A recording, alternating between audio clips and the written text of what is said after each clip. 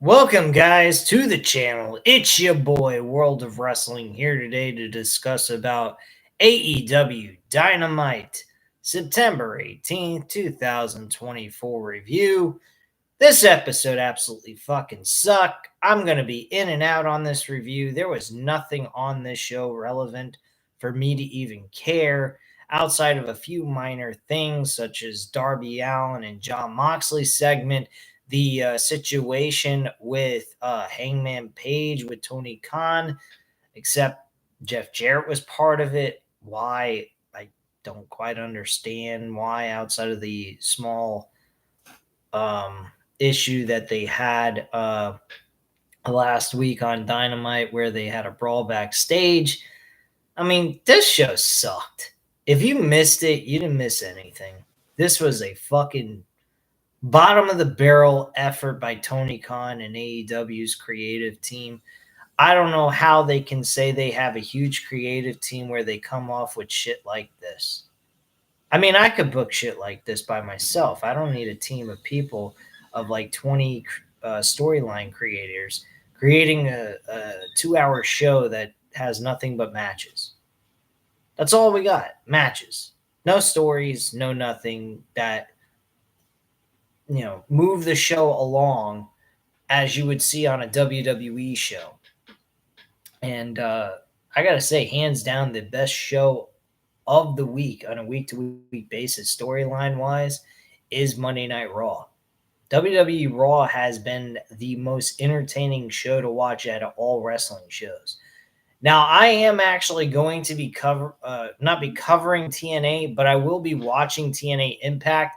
I actually caught their recent 3 hour TNA Plus exclusive pay-per-view show. And I got to say, that show was really good. I enjoyed the action I saw in that show. Overall, storylines did make sense, and so forth based on what I saw in the promo packages. And I think I'm going to start watching TNA regularly. I'll see how the shows are before I start implementing them on a week to week basis. They won't be on Thursday nights. I think I will do them on like Saturday nights or something if I got nothing else to do. I'll see how things are going for me because I've really overstacked myself with stuff between the bets, the content of AEW and WWE's content, the pay-per-views on a week-to-week basis, and so forth. I mean, I got a ton of stuff on my plate, not to mention I'm currently moving right now. So I just didn't particularly think that covering TNA on this show is necessary for me to do. Love Girl says, World of Wrestling, what CM Punk is on NXT, and he's going to be the special guest referee for Trick Williams and Ethan Page on October 1st, and Randy Orton's going to wrestle in NXT against Javon Evans. I mean, they're ratings draws. That's why they're being put on NXT, so that's probably why they're being utilized on those shows. I mean, them carrying around belts and stuff like that would be kind of weird, but I mean, I think NXT should be looked upon as a third brand, not a developmental. If they was looked more towards as a third brand instead of developmental, you put some of the mid-card guys that you can't use on the main roster as often, put them in NXT. They'll get more of a spotlight. They got a 2 hour show. It seems just as important as a Raw or SmackDown show. And you give them time to flourish, help them build them up from mid-card to main event quality characters, and then move them over to the WWE Raw or SmackDown side of things. You might actually see some importance come out of them. I think that's kind of a good idea that they can utilize NXT for, besides just a developmental system. I think they should use the mid-card guys that aren't really doing a whole lot and move them to the NXT to give them something to do so that their value is worth the pay and they don't feel like undervalued. They don't feel like, oh, I'm getting paid, but I'm doing nothing with my career. They're not advancing their career. They're not doing anything of importance. So, yeah, I think that that is probably a great idea for them to do. Um, and if they were to do that, I would actually consider watching NXT again because then you got mid card guys that you might enjoy watching, but don't get an opportunity to play on the shows because of the fact that there's time constrictions. There's other stars that are been utilized a lot better than them, and they just need an opportunity on a different show. And NXT would probably be the best show for them to go to. Love Girl says, and a lot of surprises coming, including Motor City Machine Guns are going to be debuting on October 1st in Axiom, and Nathan Frazier are going to face A-Town Down Under for the NXT Championship. I mean the NXT Tag Team Championships. I think that's cool. I like those. I like that match. The NXT Tag Team titles on the line against a former SmackDown's Tag Team Champions. That seems pretty interesting. I mean, they're not going to win. I don't expect them to, but for them to be shown on air to give some shine to these other guys that are trying to move up in the company into the main roster, I actually like. I think that's a good move by WWE. So yeah, I give WWE some credit what they're doing on NXT. They're utilizing some of the guys that are on the mid card that are not using so much. They're using main eventers to go on the shows. I, I mean, it's not being predominantly advertised as important. There's nothing really storyline wise on the main roster that we're seeing developing.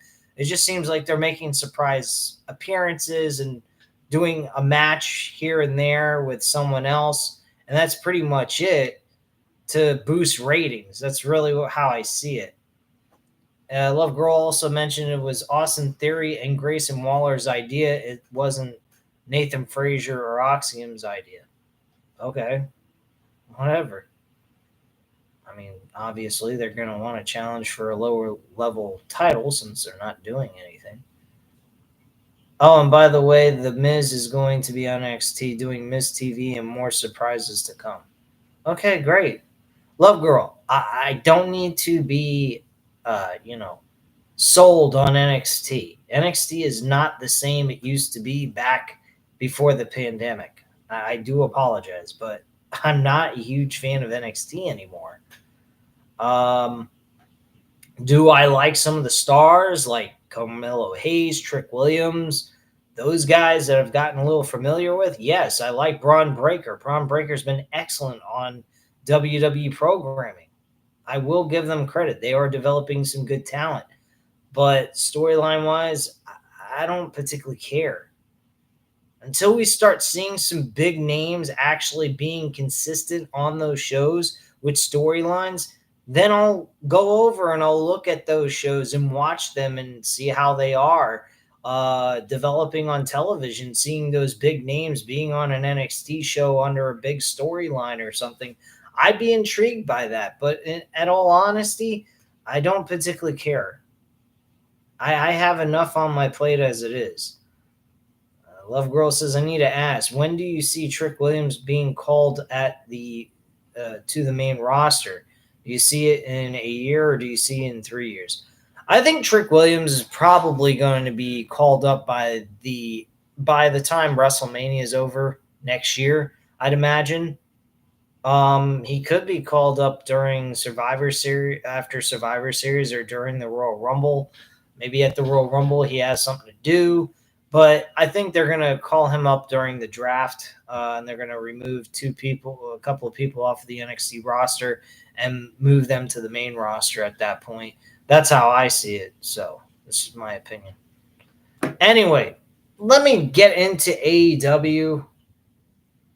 One last thing, Love Girl, and then I have to do this review because I'm really not inclined to want to talk about AEW Dynamite, and that's what this show's about. So after this, Love Girl, I'm not reading any more comments about WWE content.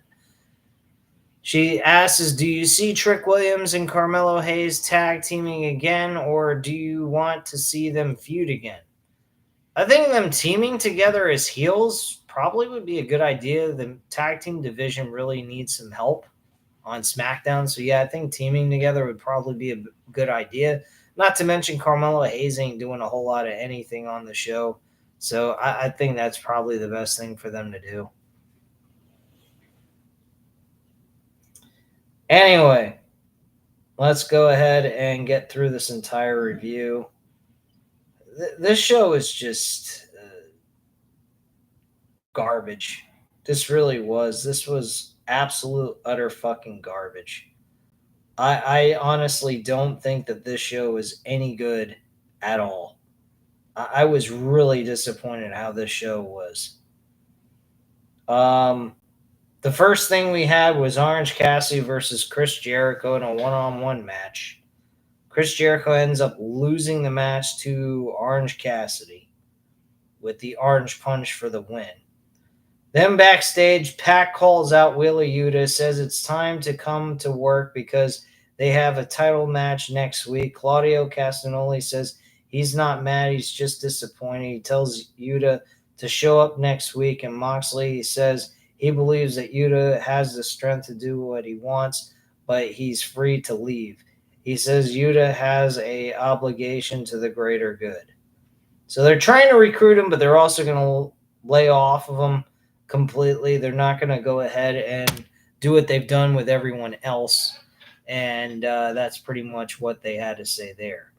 Wheeler Yuta was then interviewed, and he says it's a lot to handle, but he's worked his whole career for an opportunity. He says if Bryan Danielson taught him anything, you don't change who you are just because those around you are changing. Yuta says he'll defend the Trios Tag Team titles at Wrestle Dream. And then he corrected him. Alvarez says, I'm sorry, but that's not the correct show. We're actually going to Grand Slam. I'm like, was that done deliberate or was that an accident? I thought that was kind of funny. But yeah, he says, yeah, my mind's somewhere else right now. I'm just really upset what's going on with the group I've been with and so forth. So yeah, Grand Slam. And honestly, I don't particularly care. How about that shit? Hook was in action against JD Inc. What is with all these JDs? Apparently people are really taking after JD from New York 206 here. But yeah, I don't particularly care for this. Hook won the match, obviously. Hook stares down Roderick Strong at the commentary table. Backstage, Private Party seemingly accepts the challenge for the Trios titles next week. Christian Cage and the Patriarchy are interviewed, and Cage is asked about his world title shot. Cage says Nick Wayne will compete on AEW Rampage, and this will be the start of his road to glory. He says he wants to hold gold at the same time as Wayne. Kip Sabian interrupts, and Cage confronts him and threatens to put Sabian in the dirt with his father, telling him he doesn't care that his father's dead or some shit. Unfucking real. Christians is just a fucking asshole. Mariah May and Serena Deeb team up against Yuka Sakazaka and Queen Anamante. Fucking retarded match. Didn't care. Didn't pay attention. And Yuka Sakazaka and Queen Armedia win the match. May whips Sakurako with the title, and May stands tall. Big fucking deal. Who gives a shit? Unfucking real. Mina Shirihara responds to Mariah May saying she doesn't know if she likes who she has become. She says she wants Mariah May in her heart, and if she wants to celebrate, then Mina is coming. The broadcast team discusses AEW Dynamite Grand Slam and says Bryan Danielson's condition is in doubt. A video package highlights Nigel McGuinness's history with Bryan Danielson. So they're still not acknowledging they technically booked a match that apparently is up in the air, could happen, might not happen, depending on the situation with the doctors clearing Bryan Danielson next week. And if he is cleared to wrestle, why the fuck is he wrestling Nigel McGuinness? Why isn't he going to wrestle Darby Allin? Darby Allin earned this opportunity, and the only reason why this number one contenders match is taking place is on account of the fact Bryan Danielson was told that he's not going to be cleared. Now they're saying there's a possibility he might be cleared. This is such bullshit booking and illogical booking beyond belief. This is stupidity at its finest, folks. I think this was absolutely trash. Of course, they're going to book this match to have Bryan Danielson go one-on-one with Nigel McGuinness with no title on the line, taking the opportunity of the fans seeing a Darby Allin, Bryan Danielson classic, because that's what this match is going to be if it was to occur, is a classic, and they may give the title opportunity to Jon Moxley altogether. And obviously, Jon Moxley is not beating Bryan Danielson for that championship. Sorry, but it ain't happening. I just don't see it. But yeah, I think Bryan Danielson is going to be losing that world championship at World's End against Hangman Page. I think that is the correct course of action. And I think at All in Texas, I think Hangman Page should lose the championship to Swerve Strickland in whatever match they decide to book. But that's the direction I think they need to go. Straight up. MJF was not on the show at all, by the way. Yeah. So he was off the show. He hasn't been doing anything since All Out. And that's a little bit of a concern to me. But hey, it is what it is, you know? Anywho, let's continue. Because I want to get off this fucking computer, be done with this review, and go relax with my wife. So Jon Moxley, Claudio, Castagnoli, Pac, and Marina Shafir come to the ring through the crowd. Private Party attacks Moxley, Castagnoli, and Pac, and they brawl. Moxley and his group take control. Castagnoli hits Mark Quinn with a choke breaker, and then Shafir joins the attack, and the faction continues to beat up Private Party. Commander shows up and takes the fight to Castagnoli. Castagnoli drills him with an uppercut, and Moxley brings out a toolbox.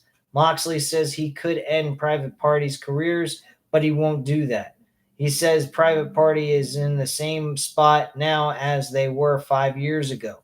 He says he's going to give them an obstacle to overcome, and Moxley smashes Cassidy's hand with a hammer. God, talk about a guy going off the fucking deep end and turning into a raving lunatic. Darby Allin makes the save, and Moxley leaves the ring, and Allin says he will run through Moxley, and Allin vows to become the next AEW World Champion. Sorry to tell you, bro, but it ain't going to happen. Ricochet versus Beast Matoros. Decent match. Obviously, we know who won. Ricochet wins the match. Hangman Page, he had his next segment. Page is asked about his win over Swerve Strickland, and he is warning to anyone who supported Swerve. He says he knew there would be a day when Strickland was gone, and he knew that many others would need to pay for supporting Strickland. He targets the fans for cheering for Strickland, but says someone else supported Swerve. He turns to Tony Schiavone and gets in his face, but Jeff Jarrett comes out. Jarrett tries to brawl with Page, but Hangman takes control and starts attacking him. Officials hold them back, but Jeff Jarrett attacks Page again until they're separated again. Jeff Jarrett says he wants to beat the hell out of Page and vows to kick his ass. So Ricochet is asked about his win, but Will Ospreay interrupts, and Ricochet says he's been winning, just like Ospreay said, and he says everyone seems worried about him, not Ospreay. Ricochet says he will be facing Ospreay for the title on October 2nd. He tells Ospreay he'll see him soon and calls him Little Bro. This is absolutely terrible. I think this idea of booking this match so soon on October 2nd, instead of just building it up for Wrestle Dream, I mean, honestly, Wrestle Dream would be the appropriate place for Will Ospreay to defend his international championship and go one-on-one with Ricochet in a fucking 5-star classic pay-per-view event. And have some weeks built between these two with some story so that we can want to tune in for the pay-per-view and pay for it. So Tony Khan rough shots it and wants to get this done right away, as if he's just trying to go ahead and move through it, give us a great match, and then move on. I think that's absolutely a terrible way of doing this. This deserves special attention. This is a match that I think a lot of people on the mainstream have never seen before. This is going to get people going ooh and eyeing at this match, and is going to be unbelievable to watch as it unfolds. And unfortunately, they're not doing it the right way. They're doing it the most fucked up way possible. And I am particularly really disappointed in Tony Khan and what he is doing here with this match. This is just being thrown on Dynamite for free, and it shouldn't. It should be built up on free television for people who want to go ahead and purchase the pay-per-view as one of the matches that they're excited to watch on that card. And he's not doing that. And obviously, this is a Wrestle Dream match. But they're not booking it for Wrestle Dream. They're booking it on a fucking Dynamite for free in front of maybe 3,000 people. Big fucking whoop-de-doo. Goody for Tony Khan. I get a free show to watch and not have to pay for it. Cool deal. God, Tony Khan's a fucking idiot sometimes. Anywho, moving on.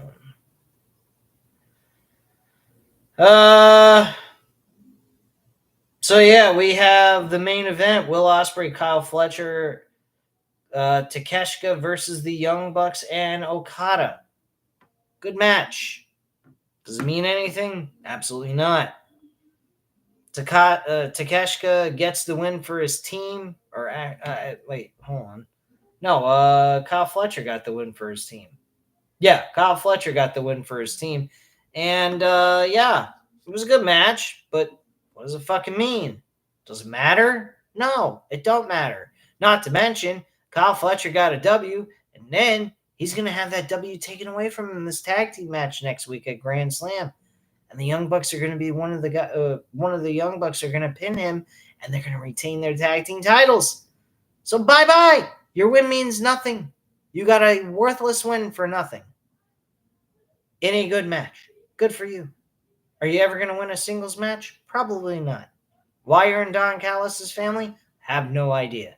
Why Don Callis hasn't drop-kicked your ass out of his group? Have no idea. But then again, he has nobody to fucking call a family at this point. And the Don Callis family was one and done and forgotten about after 6 months. I absolutely think that this show is a fucking travesty. They have great wrestling, but no story or substance for these shows. And that's where their problem lies. Wrestling's not their issue. Their wrestling is absolutely amazing. It's their story. There's no substance to them. And there was just 2 stories told tonight, and the rest of it was just nonstop matches, random matches thrown in there and booked for us to watch. And for what reason, I have no idea. I don't know how I got excited, because I really didn't, at any of this content. This was fucking 2 hours of boredom with 2 good segments that were discussing about storylines. And then a match that was booked far too soon and should have gotten at least a few weeks worth of build for a major title match between Will Ospreay and Ricochet. And instead, Ricochet's just getting roughshot right out of the gate to challenge for an international championship on a Dynamite show. Good job, Tony Khan. Way to give us free wrestling to watch and not have to bother paying for the pay-per-view to go watch it ourselves. Anyway, guys, that's all I have to say at this time. This was a really shit, piss poor show, and I could give two shits less, and now I'm glad I'm done with this review. So if you enjoyed the review, by all means, go ahead, hit the like button, hit the subscribe button. If you're not already subscribed to the channel, leave a comment down below, and I'll definitely get back to you on that. Thank you guys very much for watching, and have a great night, guys.